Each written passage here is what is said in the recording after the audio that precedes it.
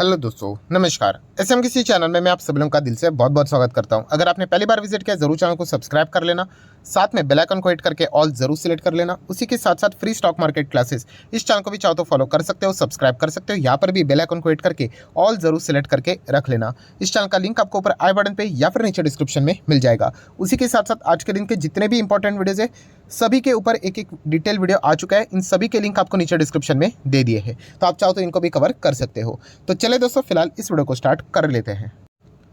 दोस्तों अभी हम लोग आ चुके हैं बिल्कुल हमारे नॉर्मल स्क्रीन के ऊपर। नो डाउट आज के दिन बाजार में जिस प्रकार की तेजी देखने को यहाँ पे मिली है, राइट, एंड खास करके 18,000 के ऊपर क्लोजिंग होते हुए देखने को यहाँ पे मिली है। इसके चलते हर एक स्टॉक में कमाल का हम लोग को तेजी देखने को मिला था। बायर्स का कॉन्फिडेंस बहुत ही हायर लेवल पे हम लोग को देखने को यहाँ पे मिला था। सो ऐसे कुछ स्टॉक्स आपके सामने रखना चाहूँगा, प्लस उसी के साथ साथ आपके कुछ डाउट्स है वो भी क्लियर करने की कोशिश करूँगा। सबसे पहले शुरुआत करेंगे यशो इंडस्ट्रीज। आज आप देख सकते हैं यशो इंडस्ट्रीज कितना भागा, 13% के आसपास। बताने का मेजर मकसद क्या है, स्मॉल कैप टाइप की कंपनीज गिरते हैं तो रॉकेट की तरह गिरेंगे, आप चेक कर सकते हो। कमबैक करेंगे तो वो भी रॉकेट की तरह ही कमबैक करेंगे। सो ये बार बार मेरा रिपीट करने के पीछे का एक ही मकसद होता है, कोई भी स्टॉक में जाने से पहले उसका मार्केट कैप चेक कर लेना। मार्केट कैप आपको ये डिफाइन करता है कि कंपनी की साइज़ कितनी है। शेयर प्राइस देखकर कंपनी का साइज़ पता नहीं चलता है। ऐसा होता तो एमआरएफ स्टॉक मार्केट का नंबर 1 स्टॉक होता, बट क्या एमआरएफ नंबर 1 है? बिल्कुल भी नहीं। इनफैक्ट आईटीसी उससे भी बड़ी कंपनी है। प्राइसिंग के हिसाब से अगर आप तोलने जाओगे तो लगेगा अरे एमआरएफ 70-80 हज़ार का स्टॉक है, आप क्या बोल रहे हो। पर मार्केट कैप के हिसाब से कंपनी का साइज़ डिटरमाइन किया जाता है। सो यशो इंडस्ट्री आप देख सकते हो, कंपनी छोटी है, 1,000-1,500 देखकर नहीं जाना है। एंड छोटे कंपनीज में फ्लक्चुएशंस बहुत रहते हैं, बट येस कंपनी कमाल की, बहुत बार बता चुका हूँ। कंपनी के क्लाइंट्स एंड उसमें एक बड़ा नाम अदानी विल्मार, ये इन्हीं का क्लाइंट है, जिसके चलते कंपनी आप ज़्यादा फोकस में रख सकते हो। नेक्स्ट बात करेंगे एचएलई ग्लासकोट। सेम इसी प्रकार का ये स्टॉक है, भागेगा तो रॉकेट, गिरेगा तो भी रॉकेट की तरह। स्टॉक टॉप लेवल से 50% डाउन है, बट ओवरऑल 5 साल के रिटर्न्स कितने, 1,000, 2-2, 3-3 हज़ार % के रिटर्न्स ये कंपनियां देती है। सो इसका जो कॉम्पिटिटर है जेएमएम फॉडलर, नो डाउट इसके मुकाबले एचएलई ग्लासकोट बहुत छोटी कंपनी है, बट जेएमएम फॉडलर में जिस प्रकार की चीज़ें देखने को मिल रही है उससे अच्छा आप चाहो तो एचएलई ग्लासकोट को अपने रडार के ऊपर रख सकते हो।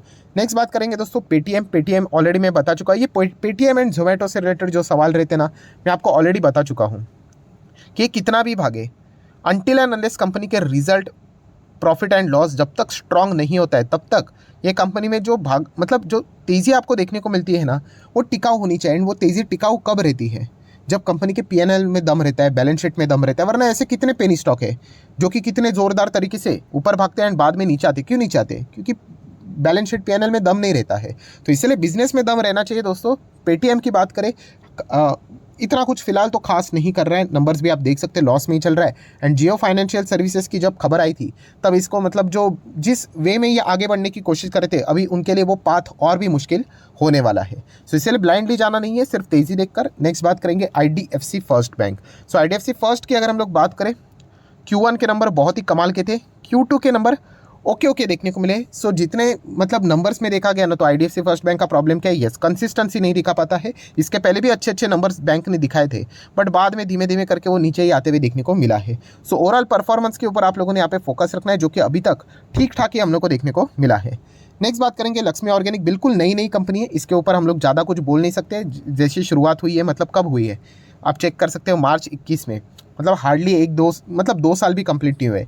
2 साल में क्या ही कंपनी के बारे में पता चलता है। एंड उसमें से भी एक स्मॉल कैप कंपनी, छोटी कंपनी है, तो रिस्क भयंकर है, ये आपको पता होना चाहिए। बट कंपनी का ओवरऑल विजन एंड मिशन बहुत ही अच्छी तरीके से चलते हुए फिलहाल तो देखने को मिल रहा है। कंपनी एक्सपांशन की ओर थोड़ा ज़्यादा फोकस यहाँ पे कर रही है। नेक्स्ट बात करेंगे एवेन्यू सुपरमार्ट, जिसको इंट्रोडक्शन की कोई ज़रूरत नहीं है, बहुत ही कमाल की क्लासिकल कंपनी है।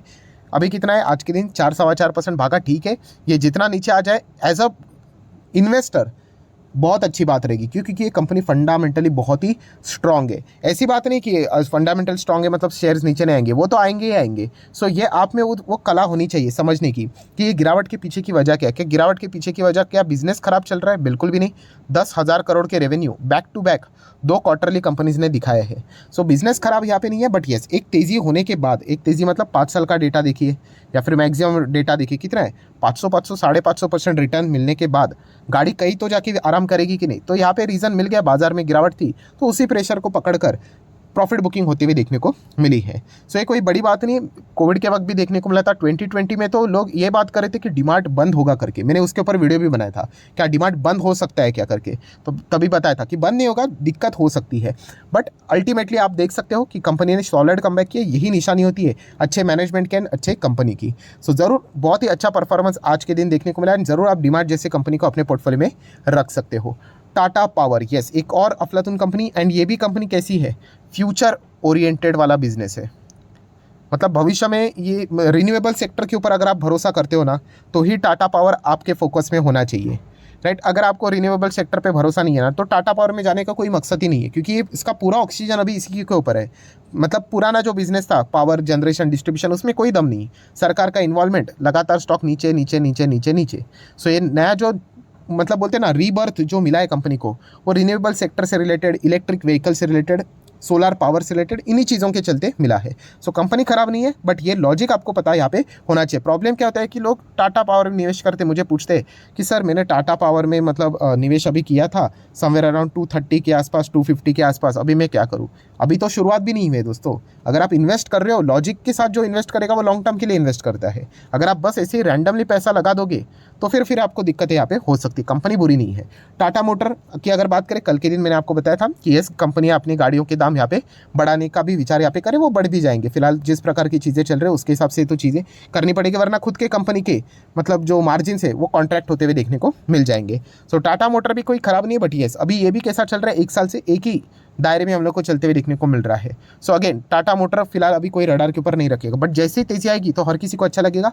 सो टाटा मोटर में क्या करना है, अगर आपको इलेक्ट्रिक व्हीकल का धंधा अच्छा लगता है, अगर आपको लगता है कि हाँ ये वाकई में फ्यूचर ओरिएंटेड बिजनेस है, इसमें कंपनियां पैसा कमाएंगी, देन गो फॉर इट। अगर आपको लगता है कि बिल्कुल भी नहीं, ये बिजनेस चलेगा ही नहीं, तो फिर इग्नोर कर देना, एज सिंपल एज दैट। इससे और क्या सिंपल हो सकता है। सो ये चीज़ें खुद को पूछनी है। ये मैं इसीलिए आपको बोल रहा हूँ क्योंकि ये सवाल मुझे पूछा जाता है। अभी आपका क्या नज़रिया है वो मुझे कैसे पता। हो सकता है आप बोलोगे कि इलेक्ट्रिक व्हीकल के ऊपर मुझे भरोसा नहीं, एंड फिर आप टाटा मोटर में निवेश कर रहे हो, ये कोई तालमेल वाली बात ही नहीं है, राइट। सो ये पॉइंट आपको ज़रा स्टडी करने पड़ेंगे। सो नेक्स्ट अगर हम लोग बात करेंगे प्रिंस पाइप। सो प्रिंस पाइप पाइपिंग सेक्टर में दोस्तों कोई शक की गुंजाइश नहीं, 5 साल में इंडस्ट्री बहुत बड़ी होने वाली है, तो उसमें प्रिंस पाइप तो बहुत अच्छा है, यहाँ पे करने वाला ऑलरेडी करके रखा हुआ है। अभी प्रॉब्लम क्या होता है, हमें तुरंत रिटर्न चाहिए, 275% के रिटर्न है अभी इतने शॉर्ट पीरियड में, 2020 से लेकर अभी तक 22, मतलब 2-2 साल में, 3-3 साल में रिटर्न्स अगर बन जाते हैं तो ऑब्वियसली ना स्टॉक रुकेगा ही रुकेगा। बट प्रॉब्लम क्या होता है, जब तेजी आती है, हम लोगों ने खरीद लिया, अभी ये नीचे जा रहा है इसलिए खराब हो गया, तो ऐसा तो हर एक स्टॉक को छोड़ना पड़ेगा फिर, राइट। तो कंपनी खराब नहीं है, फिलहाल मटेरियल के दाम बहुत ज़्यादा महंगे हुए थे, अभी सब कुछ हम लोग को सॉर्ट आउट होते हुए देखने को भी मिल सकता है।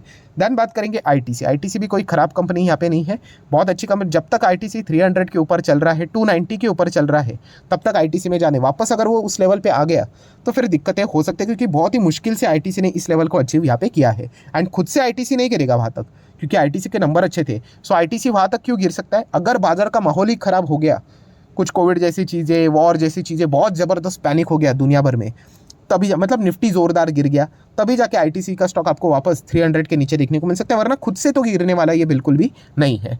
नेक्स्ट बात करेंगे happiest mind technology. IT sector वाले स्टॉक थोड़े से स्लो चल रहे, बट हैप्पीएस्ट माइंड बहुत अच्छी कंपनी है, लंबी अवधि के पारी के लिए आप जरूर इसमें यहाँ पे कंटिन्यू कर सकते हो, इसके बारे में विचार भी यहाँ पे कर सकते हो। डॉक्टर लाल पाथलैब, यस, कोविड से रिलेटेड जैसे मैंने रिपोर्ट आपको बताई थी कि इंडिया में ज़्यादा डरने की जरूरत नहीं है। सो वैसे हम लोगों को आज के दिन बाकी सेक्टर में तेजी देखने को मिली, इन सेक्टर में हम लोग को प्रॉफिट बुकिंग देखने को मिली है।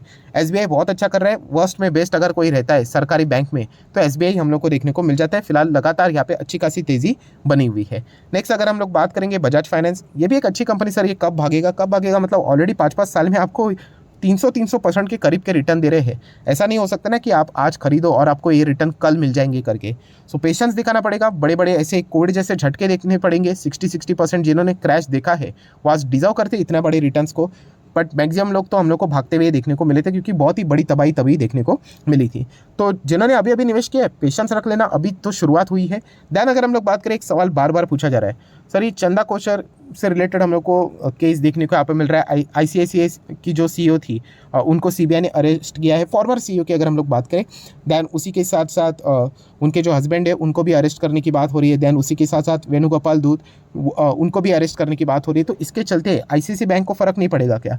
तो दोस्तों नहीं, इससे रिलेटेड फिलहाल तो कोई फ़र्क यहाँ पे नहीं पड़ेगा, क्योंकि ये पुराना केस है। मतलब अगर मैं आपको आसान भाषा में सिखा दूँ तो क्या होगा, येस बैंक ये एक परफेक्ट एग्जांपल है। अभी येस बैंक में गड़बड़ किसने की थी? राणा कपूर। अभी राणा कपूर जेल में जाते हैं, उनको सीबीआई अरेस्ट करता है नहीं करता है, ईडी उनके प्रॉपर्टी अटैच करती नहीं करती, उससे अभी येस बैंक को फ़र्क नहीं पड़ेगा, क्योंकि वो ऑलरेडी जो चीज़ तब हुई थी ना, तब इन कंपनीज़ ने वो नुकसान झेला था। अभी वो सारी चीज़ें किनारे हो चुके हैं। अभी उनका वो पर्सनल मैटर मतलब उनसे रिलेटेड जो भी चीज़ें रहेगी उसका इम्पैक्ट अभी इन स्टॉक्स के ऊपर नहीं आएगा। सो वैसे आईसीआईसीआई बैंक से रिलेटेड भी आपको कोई भी चिंता करने की जरूरत नहीं, वो पुराने केस हम लोग को ज़रूर देखने को वहाँ पे मिली थी। तो ये भी पॉइंट आपको पता होना चाहिए। देन बात करेंगे दोस्तों जेट एयरवेज के दिन बहुत ही मुश्किल होते चले जा रहे। कंपनी कभी भी बंद यहाँ पे हो सकती है। ऐसा क्यों बोल रहा हूँ? क्योंकि रिजोल्यूशन प्लान से रिलेटेड कोई एक्साइटमेंट नहीं। अभी भी एक खबर रिपोर्ट के जरिए सामने आ रही है कि सीनियर एग्जीक्यूटिव्स, कुछ पायलट्स एंड कैबिन क्रू की भी अगर हम लोग बात करें, जेट एयरवेज को वो छोड़ रहे हैं। क्यों छोड़ रहे हैं? क्योंकि इनको अभी तक पेमेंट नहीं मिला। एंड जो रिजोल्यूशन प्लान जिस प्रकार से बनाया है उसमें देखा गया तो एम्प्लॉयज़ के लिए, पायलट्स के लिए कुछ भी उनको इंसेंटिव पैसा यहाँ पे नहीं मिलेगा। ये मैं नहीं बोल रहा हूँ, उनका जो एसोसिएशन है इसी के तहत उन्होंने कंप्लेंट रेज की थी एनसीएलटी में कि जेट एयरवेज का जल्द से जल्द क्या किया जाए, लिक्विडेट किया जाए, ताकि जो भी पैसा मिल रहा है एटलीस्ट कुछ सामान बेचकर, असेट्स बेचकर एटलीस्ट वो तो हम लोग को मिले। वरना अगर 2 से 3 साल के बाद अगर ये हो जाता है, क्या पता इनके असेट की वैल्यू और डिटोरेट होकर 50% नीचे आ जाए। तो इसीलिए ऐसे कंपनीज में रहना नहीं चाहिए। छोटी मोटी खबरों के चलते अपर सर्किट लोअर सर्किट का खेल चलता रहता है, बट ओवरऑल अगर आप लोग इसका सिनेरियो देखोगे तो बहुत ही खराब देखने को यहाँ पे मिल रहा है। सो आशा करता हूँ जितनी भी इंपॉर्टेंट खबरें थी सारी यहाँ पे कवर कर ली है। एंड वीडियो अगर आपको अच्छा लगा होगा तो चाहो तो इसको लाइक एंड शेयर कर सकते हो। डीमैट अकाउंट अभी तक ओपन नहीं किया तो लिंक नीचे डिस्क्रिप्शन में 25 वीडियो की लिस्ट आपको बिल्कुल फ्री ऑफ कॉस्ट मिल जाएगी। आपका नाम, कौन सा अकाउंट अपने लिंक के थ्रू ओपन किया, प्रॉपर्ली कमेंट सेक्शन में मेंशन कर देना, तो हफ्ते भर के अंदर अंदर सारे लेक्चर्स मेरे साइड से आप लोगों को फ्री ऑफ कॉस्ट प्रोवाइड कर दी जाएंगे। So that's it, thank you very much दोस्तों, we will be meeting our next video. तब तक के लिए बाय बाय।